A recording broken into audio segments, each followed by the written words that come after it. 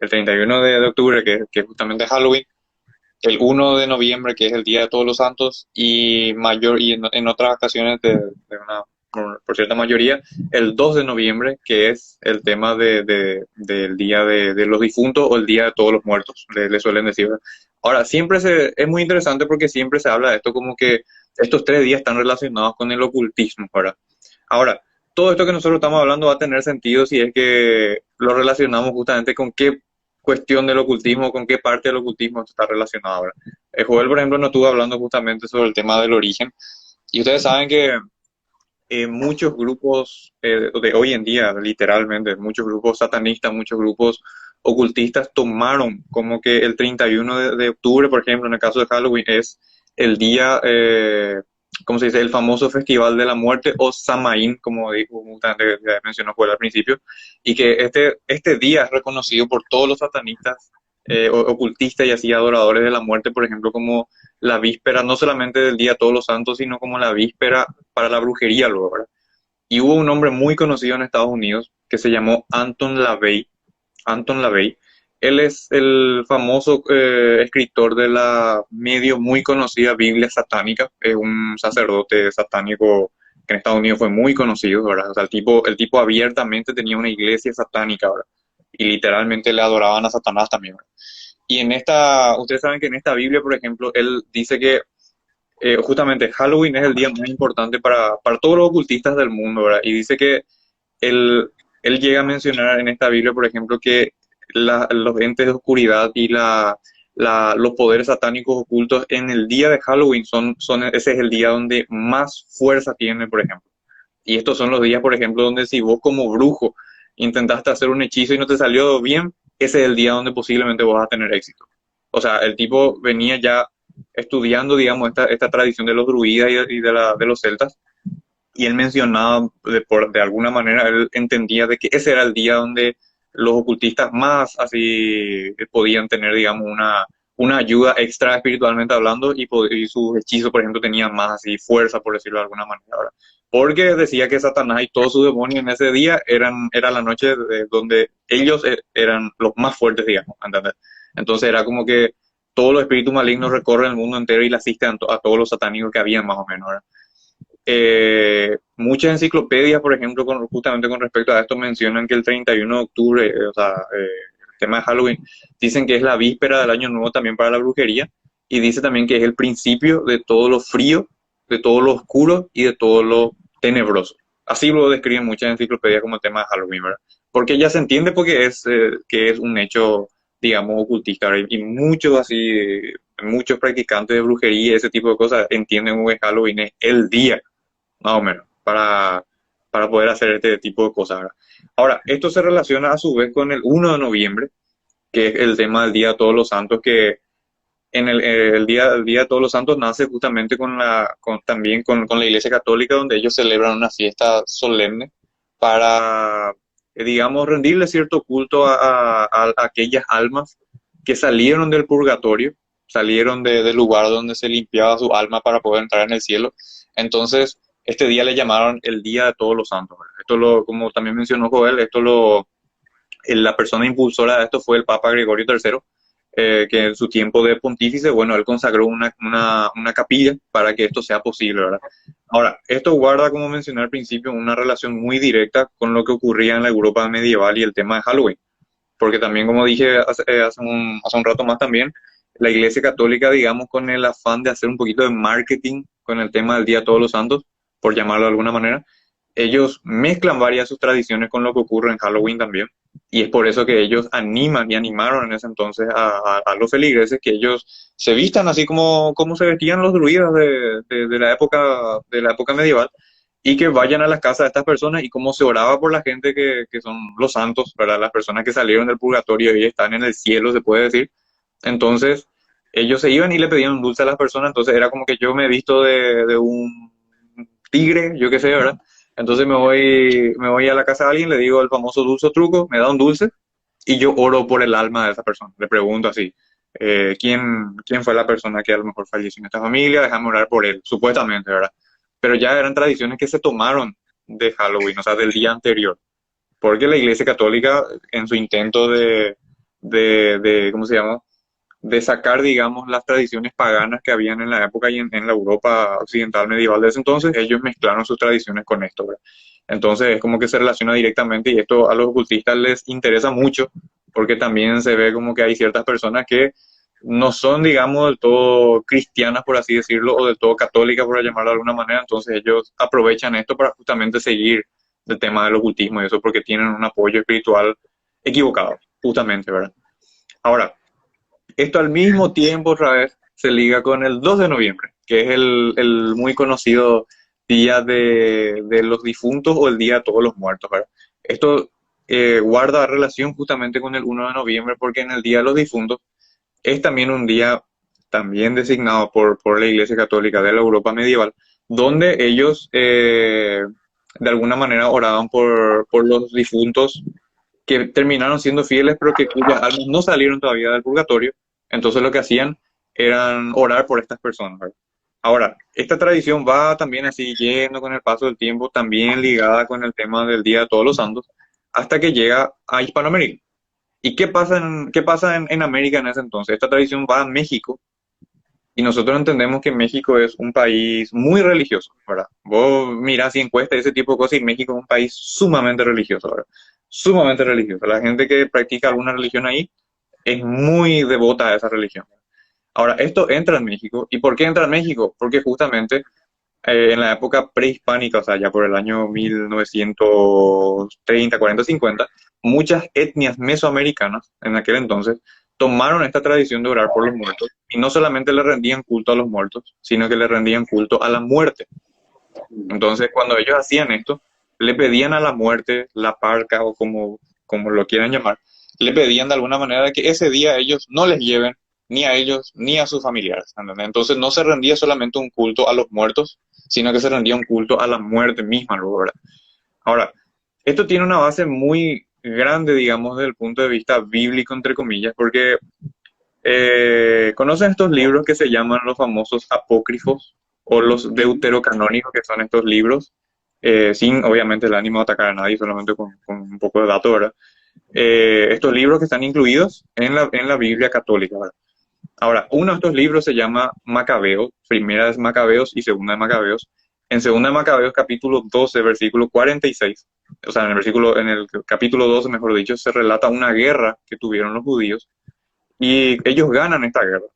Entre ellos hay un hombre que se llama Judas, y en el versículo 46, Judas decide hacer un sacrificio expiatorio.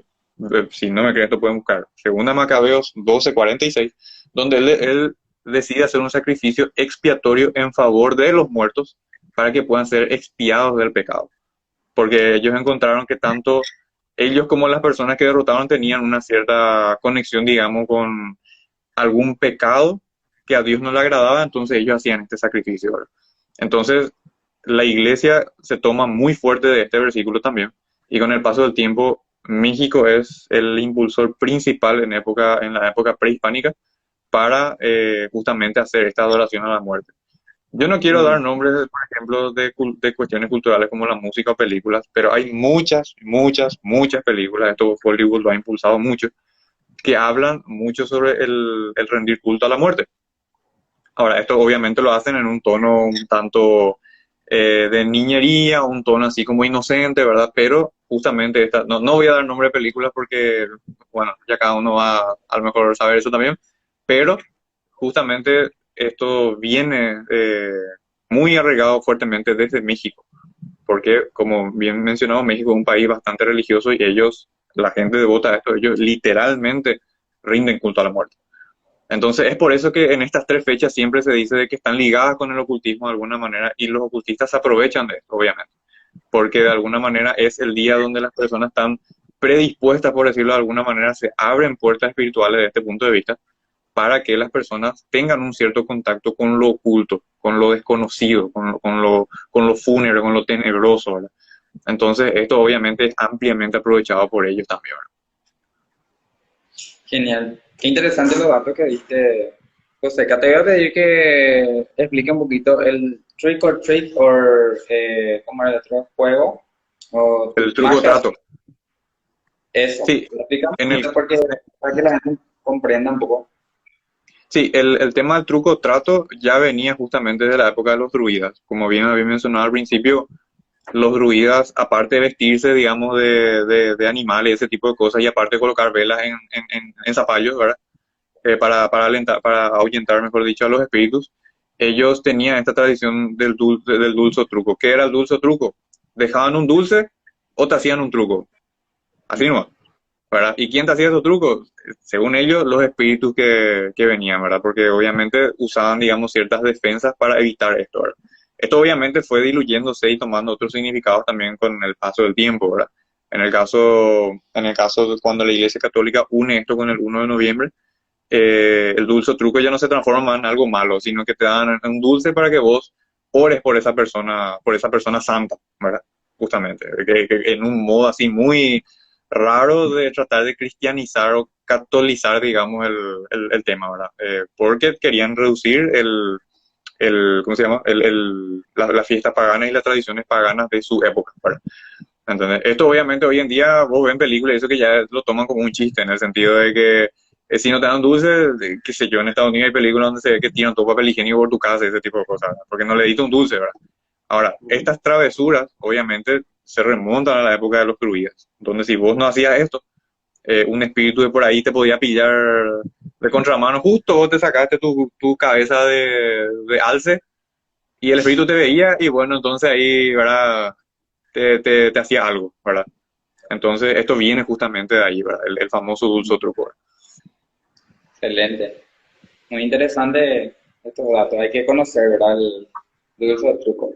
Según estaba investigando y lo que se hace en Estados Unidos, por ejemplo, ahora en esa cultura ya más traviesa, es que cierran todos, y lo que vemos en las películas también, lo que cierran todo en la noche, en la víspera de todos los santos o Halloween, cierran todos, apagan todas las luces, espera, y se sientan atrás, en el patio de atrás, para esperar que nadie toque. Y si alguien toca la puerta, son los niños supuestamente, y te dicen trick or treat, ¿verdad? Entonces, si vos le decís no, te hacen un truco que es tirarte, llenarte la casa de papel higiénico y te ensucian todo. Y si no, vos aceptás y le das caramelito, ¿verdad? Es algo, ya, digamos, no sé, algo tan macaná, podemos decir nosotros, ¿verdad? Una niñería, pero tiene una gran significancia espiritual, ¿verdad? Sí, interesante los datos que diste, yo sé. Excelente. Y para la gente que no cree en eso, o sea, en lo que estamos diciendo, yo creo que tranquilamente en este tipo, bueno, esta clase de fecha, se puede ir en un cerro, esperar a que oscurezca y va a empezar a venir gente, ¿verdad? Eh, es un dato no tan importante, pero a la vez un poco informativo. Muchas personas, o sea, para acotar nomás, muchas personas, más bien brujos o brujas, se suben en cerros en esa fecha para hacer rituales con gatos, gallinas y cosas así. Creo que no me acuerdo en qué cerro era, pero creo que era Anita, si no me equivoco, que alguien me corrige. No sé qué tan grande sea el cerro, pero es un cerro. Y según yo llegué a escuchar, ahí hay una pequeña eh, imagen de San la Muerte, ¿verdad? Donde vos te vas y le haces cualquier tipo de pedido a cambio de un sacrificio de tu alma y cosas así, medio densa, ¿verdad? Sí, yo estaba investigando con mi esposa justamente. Hay, hay un episodio hace algunos años acá donde hubo un cuádruple o quíntuple homicidio y le investigamos al autor y era un adorador de San la Muerte, ¿verdad? Y dijimos, vamos a averiguar un poco acá en Paraguay eso. Y encontramos lo que vos decís, Ulises, tienen su templo y tienen sus adoradores, ¿verdad? Entonces, ¿qué de bueno puede traer esto, una adoración a la muerte?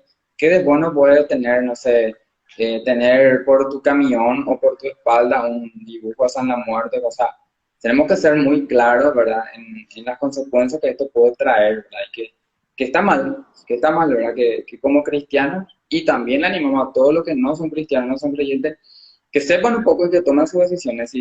y las consecuencias que puede traer, ¿verdad? Porque es algo muy macabro, muy tenebroso y la Biblia claramente lo condena, ¿verdad?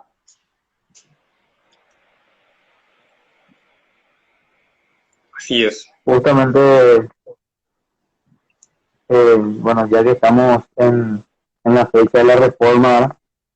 Eh, que ahora hay que decir, o sea, ¿qué seguramente opina o qué es lo que dice más bien, ¿verdad? La Biblia? ¿Qué es lo que dice Dios a través de su palabra sobre el misticismo, el ocultismo, paganismo y todo, ¿verdad? Hay versículos, hay ya un montón que habla con respecto a eso, pero yo, por ejemplo, esta noche he decidido hablar, o sea, tocar dos versículos